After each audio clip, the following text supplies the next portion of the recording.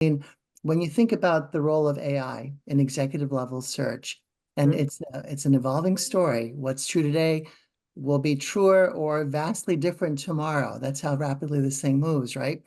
What are you advising your clients today about its role in their search? Well, it's advancing a lot of things, but what I'm actually seeing more than anything is it's overwhelming people. Mm.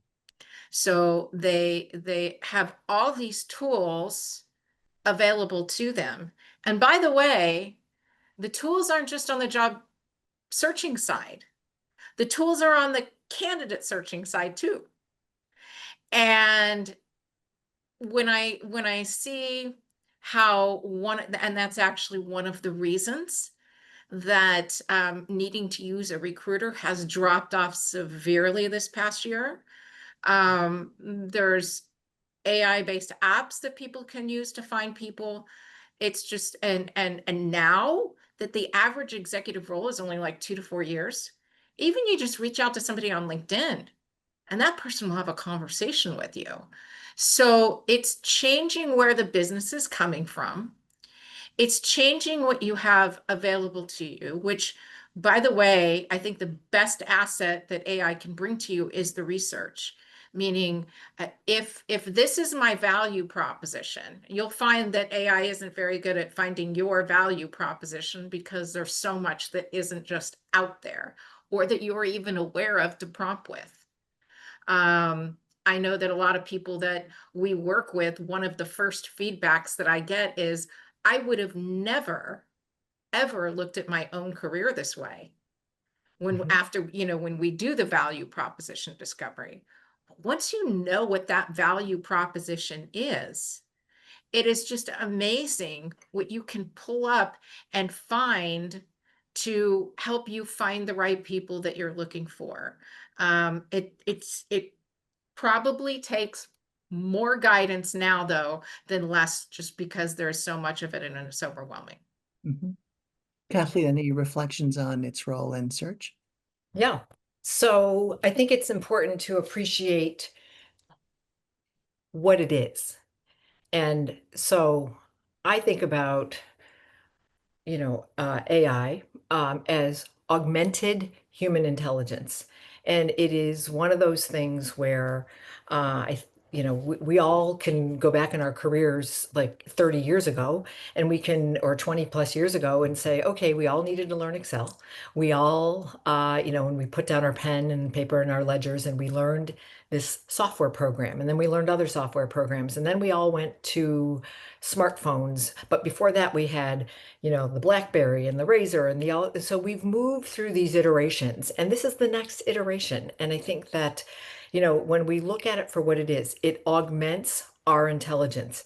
It's not strategic, it's not logical, it's not creative. Those are all of the things that we bring as part of our proposition, but it augments our ability. And so when people understand, again, this is part of that changing playbook and understanding how AI is a part of this, and even going out and understanding, even if you and your company have never chosen to have a conversation with HR beyond annual reasons, or it's a great idea if you are gainfully employed, or to reach out to somebody in your LinkedIn sphere to ask them questions. I'd love to test my understanding of how it is as an employer on this side that you are using AI to, identify talent. You have to go out and educate yourself. But most important, I think, is that, again, as a tool, that we understand that it's the prompt, it's the quality of the question. And most times, I mean, this is all new to people. What makes it overwhelming is they say, it's this thing. Now, how do I use it? And how do I make sure that I'm using it right? Well, it's very iterative, and depending on what platforms you use, I love it. I use it every day for lots of different reasons, and but I use it because I want to teach myself, and it's showing me every day there's living intelligence, there's artificial intelligence, and I think we have to learn that, okay, asking it questions and allowing it to teach us things that you get to question then with your logical mind. Mhm. I It have is, one more thing too, Tony. Of course. Kathleen reminded me of something too. Sometimes I think we should share a brain. It's But you augmented know, intelligence. granted, yes. when AI when it started becoming like something that everybody was using. People were using it for everything. And, whether it's, you're scrolling on social media and you're all, wow, looking at that video, and you're like, wait a second, something doesn't seem right about it. I feel like our human intelligence is now being able to decipher, because I know it happened to me with content, because I started getting some of these messages and I started getting, seeing some of this content was being put out, and I started being able to tell when it was just purely written with AI. I started being able to tell when, and probably you're there now too, where you can tell when it's an AI video, when you're just like, wait, that's no.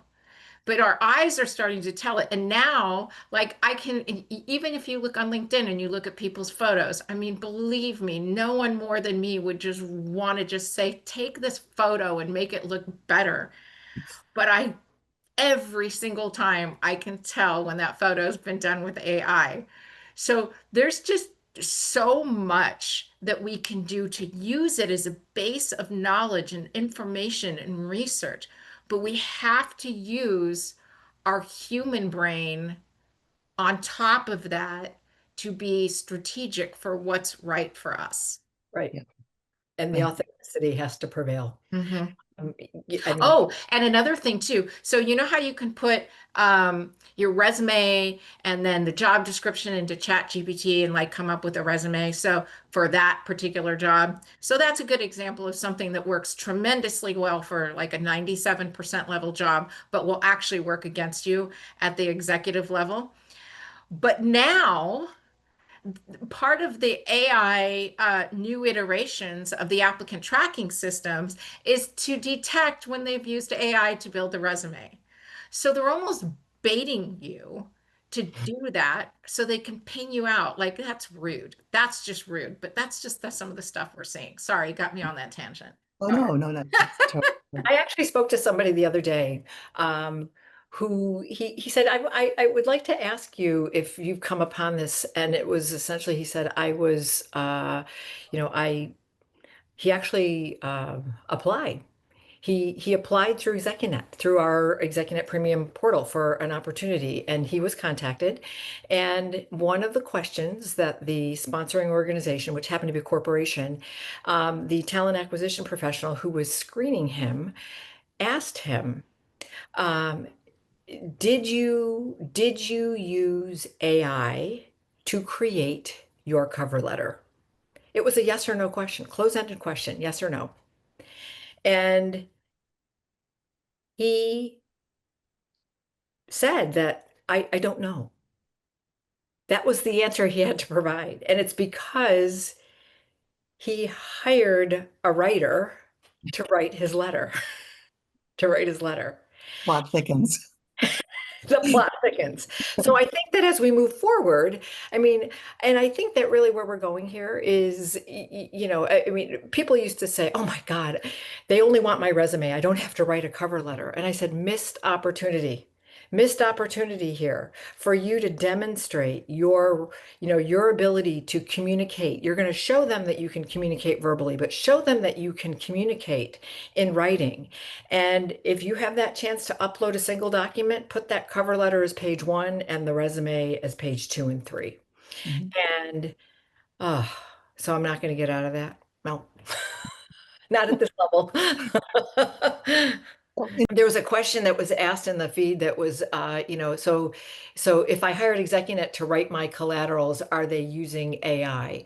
We have writers who are writers. They understand value proposition and they write and they will cross-check against AI, but we don't have AI create our collateral.